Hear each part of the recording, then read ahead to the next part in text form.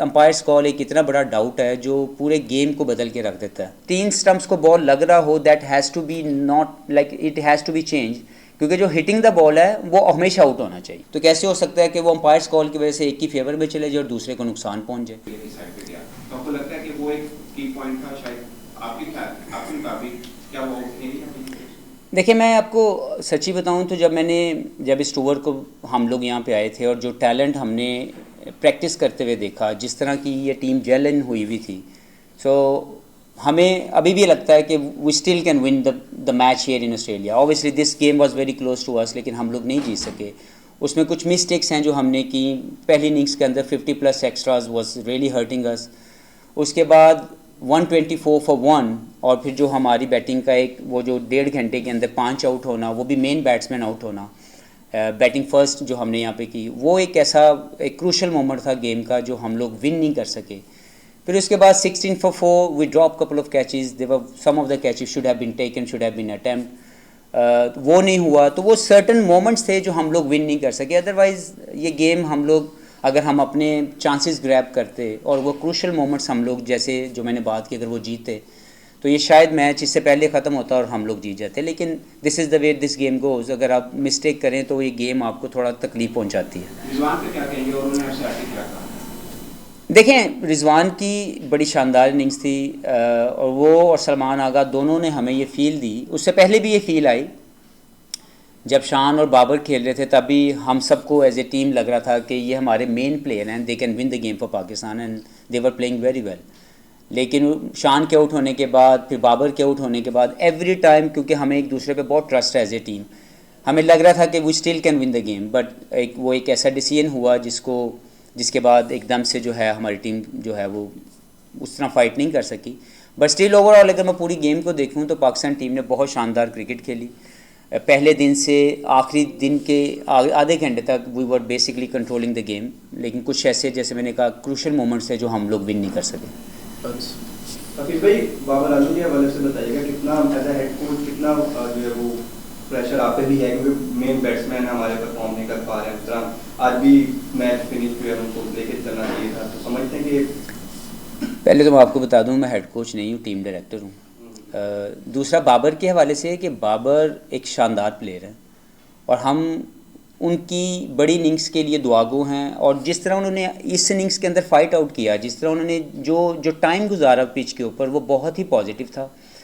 जो एक बैट्समैन की स्ट्रॉन्ग पोजीशन बनने की एक रोटेशन होती है, वो उनकी थी वहाँ पे। बड़े स्ट्रांगली उनकी जो डिफेंस था या शॉर्ट रेंज थी, वो उनकी पोजीशन अच्छी बन रही थी। That is the most important thing. मुझे लगता है कि बाबर की वो जो चीज़ें वर्क करने के लिए ज़रूरी होती हैं किसी भी बड़ी इनिंग से पहले, वो उसकी वर्क कर रही हैं इन द फील्ड। नेट में तो बहुत ही अच्छा खेल रहे हैं। तो ये कॉन्फिडेंस उनको देगा, और हम वी लुकिंग के वो यहाँ पे एक बच्ची और बड़ी इनिंग्स खेल के पाकिस्तान को मैच जितवा के यहाँ से जाएँ। आईसीसी के रूल में आप क्या समझते हैं, क्या चेंजेस होने चाहिए इसमें? आपने टेक्नोलॉजी को क्या समझते, किस तरह बेहतरी आ सकती है? देखें, बेहतरी आने की हमेशा गुंजाइश है, और हम सब लोग इस खेल के अंदर बेहतरी चाहते हैं। मैं हमेशा मानता हूँ कि अंपायर्स कॉल एक इतना बड़ा डाउट है जो पूरे गेम को बदल के रख देता है, क्योंकि एक ही अंपायर कॉल कभी किसी की फेवर में जाती है और कभी किसी के ख़िलाफ़ चली जाती है। तो जो स्पेशल हिटिंग द बॉल है, जब 3 स्टंप्स को बॉल लग रहा हो, that has to be not like it has to be change, क्योंकि जो हिटिंग द बॉल है वो हमेशा आउट होना चाहिए। क्योंकि ये एक बड़ी सिंपल चीज़ क्रिकेट की जो हमने देखी है कि जब भी स्टंप्स को बॉल लगेगा वो हमेशा आउट होगा। तो कैसे हो सकता है कि वो अंपायर्स कॉल की वजह से एक की फेवर में चले जाए और दूसरे को नुकसान पहुंच जाए। तो I am talking in general, I think this is the area has to be looked after well. फिर भी आपको और शान मसूद को और शाहीन को पीसीबी की तरफ से इसलिए लाया गया था कि जो फैंस के साथ पाकिस्तान क्रिकेट टीम का कनेक्शन है, वो प्राइज़ आप लोग बहाल कर सकें। हमेशा कप बहुत बुरे तरीके से हारे, हम वर्ल्ड कप बहुत बुरे तरीके से हारे, और हम यहाँ 2 टेस्ट मैचेस भी बहुत बुरे तरीके से हारे हैं। तो लग तो ऐसा रहा है कि कुछ बेहतरी नहीं है, और इस तरीके से टीम की परफॉर्मेंसेस जो पाकिस्तान दे रहा है, वो कि आप उसके कुछ वक्फे कह सकते हैं कि कुछ पार्ट्स में टीम अच्छा प्ले किया है, लेकिन फैन डिस्कनेक्ट होते जा रहे हैं। लगातार तीसरी इवेंट है जिसमें पाकिस्तान वापस नहीं आ रहा ट्रैक पे। देखें, मुझे लगता है कि थोड़ा सा हार्श है। फैंस पाकिस्तान क्रिकेट से अनकंडीशनल मोहब्बत करते हैं, और हम भी फैंस के लिए पाकिस्तान की रिप्रेजेंटेशन सबसे पहला हमारा प्राइड है एज ए टीम। और फैंस की रिस्पेक्ट हम हमेशा करते हैं और हमेशा ये चाहते हैं कि बड़ी से बड़ी बेहतर परफॉर्मेंस दें मुल्क के लिए ताकि फ़ैन्स की इंगेजमेंट बढ़े। मुझे नहीं लगता कि इसमें कभी भी कमी आएगी। हमारी एफर्ट में कोई कमी नहीं है। अगर मैं इस 2 मैचों को रिव्यू करूं तो पहले मैच में हम लोग शायद अच्छा नहीं खेल सके, जो कि बिल्कुल फैक्ट है। इस मैच के अंदर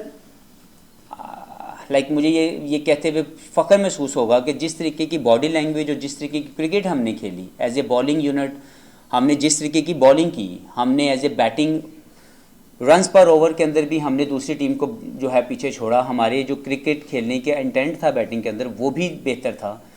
क्रूशल मोमेंट्स जैसे मैंने कहा कि वो हमारे इस मैच को हम लोग नहीं जीत सके, हमने कुछ गलतियां की जिसकी वजह से हम लोग ये मैच नहीं जीते।